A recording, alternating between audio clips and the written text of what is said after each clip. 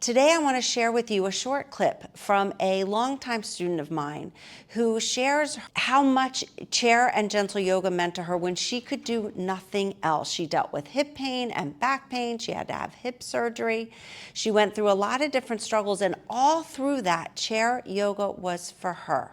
Sometimes we think of yoga as something that we do when we're strong, when we're already fit, when we feel really good. The magic of gentle and chair yoga is that it can be there for us no matter what season we're going through. Take a look at this clip.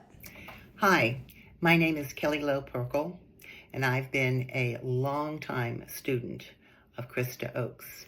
During the time that I couldn't do anything else, when I was dealing with back pain and hip pain, and then had a hip replacement, I have to say that her chair yoga classes was the only thing that I could do. Very shortly after surgery, I was able to do the chair yoga. And I am so very, very grateful for all that she brings to her yoga classes. I don't know what I'd do without her. What I love about Kelly's story is that it demonstrates that no matter what is going on, you can show up for yourself.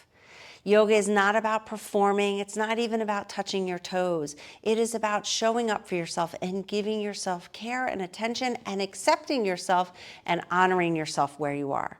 So if you happen to be in a season that feels really challenging, that you don't feel strong, you don't feel confident right now, it's possible that gentle and chair yoga would be the perfect thing for you right now. Thank you for listening to Kelly's story and for knowing that no matter what's going on, there is a way to care for yourself. And I would love to be that person to help you do that. You can access any of my classes. You can join me online, in person.